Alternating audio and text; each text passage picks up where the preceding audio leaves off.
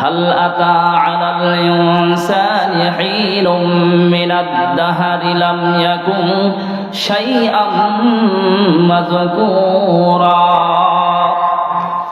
আমার আল্লাহ তাআলা ডেকে বলেন, জগতের মানুষেরা শোনো, হাল আতা আলাল ইনসান, মানুষের জীবনে এমন একটি সময় কি অতিবাহিত হয় নাই, মানুষের উপরে এমন একটি সময় কি অতিবাহিত হয়ে যায় নাই, যেই সময়ে মানুষ আলোচ্য বস্তু বলতে কিছুই ছিল না। এই মানুষটার কোনো পরিচয় ছিল না, কোনো ঠিকানা ছিল না, কোনো পিতা মাতা ছিল না, দাদা দাদি ছিল না, তার কোনো নাম ও নিশান ছিল না, তার কোনো পদবি ছিল না। এই অবস্থার মধ্য দিয়ে একটা সময় অতিবাহিত হয়েছে। আমার আল্লাহ তাআলা বলেন, অতঃপর আমি আল্লাহ তাআলা ইন্না খালাকনাল ইনসানা মিন নুতফাতিন নামশাজ, আমি নাপাক জমাট পানি থেকে এই মানুষগুলোর সৃষ্টি করেছি।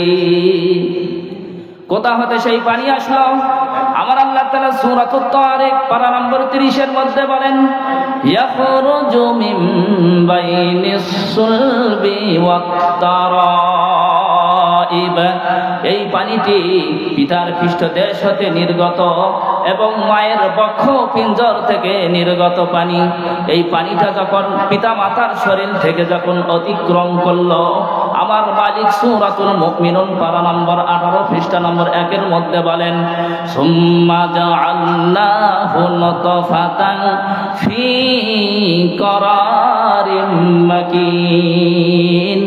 বান্দা, তোমার পিতা মাতা দেহ থেকে যখন পানিটা অতিক্রম করে চলে যাচ্ছিল, আমি আল্লাহ যদি না চাইতাম, তোমার এই পৃথিবীর মুখ যদি দেখাইতে না চাইতাম, পৃথিবীতে এমন কেউ নাই যে তোমাকে এই পৃথিবীতে আনতে পারত। আমি আল্লাহ তাআলা সেই পানিকে মায়ের গর্ভের মধ্যে সংরক্ষণ করলাম। কেমন জায়গা? সুরক্ষিত কভার, যেখানে পৃথিবীর কোনো চাপ পৌঁছতে পারে না, যেখানে পৃথিবীর কোনো হাওয়া বাতাস জীবাণু পৌঁছার কোনো ক্ষমতা রাখে না, এইরকম একটা সুরক্ষিত কভারের মধ্যে আল্লাহ পাক রব্বুল আলামিন সেই পানিকে সংরক্ষণ করলেন। মুসলমান ভাইরা আমার, আল্লাহ পাক রব্বুল আলামিন বলেন, সুম্মা জাআলনান নুতফাতা আলাকাতান ফাখলাকনাল আলাকাতা মুদগাতান ফাখলাকনাল মুদগাতা ইযামান ফাকাসাউনাল ইযামা লাহমা। ওরে গোলাম, স্মরণ করো সেই দিনের কথাগুলো, যেই দিন পানিটা তোমার মায়ের গর্ভের মধ্যে পৌঁছলো, তোমার মায়ের জরায়ুতে যখন সেই পানি অবস্থান করলো, আমি আল্লাহ তাআলা 40 দিন পর্যন্ত সেই পানিকে পানি রেখেছিলাম। 40 দিন পর সেই পানিটা রক্তে আকার ধারণ করলো, রক্তে রূপান্তরিত হয়ে গেল। আবার 40 দিন পেরিয়ে গেল, আবার সেই রক্ত থেকে গোশতে পরিণত হলো। সেই গোশতের কিছু অংশকে হাড়ে পরিণত করলাম, হাড় দ্বারা আবার একটা বডি আমি আল্লাহ তাআলা বানালাম। সেই বডি বানানোর পর ফাকাসাউনাল ইযামা লাহমা, আমি আল্লাহ তাআলা সেই বডির উপরে শিরা উপশিরা দিয়ে রক্ত মাংস দিয়ে সুম্মা আনশাআনাহু খালকান আখার, আমি আল্লাহ তাআলা সুন্দর আকৃতির একটা মানুষ রূপ দান করলাম। ধীরে ধীরে বাচ্চা যখন নির্ধারিত সময় মায়ের পেটের মধ্যে অতিবাহিত করল, নির্ধারিত সময় যখন কেটে গেল, আমার আল্লাহ তাআলা ডেকে বলেন, বান্দারে, এরপরে আমি আল্লাহ তোমারে পৃথিবীতে আনলাম। কেমনে আনলাম শোনো। وهو الذي خلقكم من تراب ثم من نطفة ثم من علقة ثم يخرجكم طفلا। আরে গোলাম, তুমি যখন তোমার মায়ের পেটের মধ্যে নির্ধারিত সময় অতিবাহিত করলে, এরপরে আমি আল্লাহ তাআলা আমার মেহেরবানি দ্বারা তোমারে আস্তে করে এই পৃথিবীতে আনলাম। আমার ভাইরা, যখন সবেমাত্র একটা বাচ্চা পৃথিবীতে আসলো, তার অবস্থা কেমন ছিল?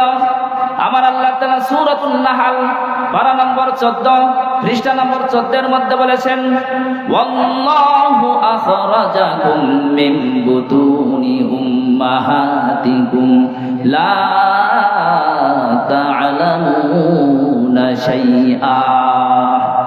আরে গোলাম, তুমি যখন সবেমাত্র পৃথিবীতে আসলে তোমার অবস্থা কেমন ছিল শোনো। লা তা'লামুনা শাইআ, তোমার কোনো বলার ভাষা ছিল না, তোমার কোনো খাওয়ার অবস্থা ছিল না, খাওয়ার কোনো শক্তি ছিল না, বলার কোনো ভাষা নাই।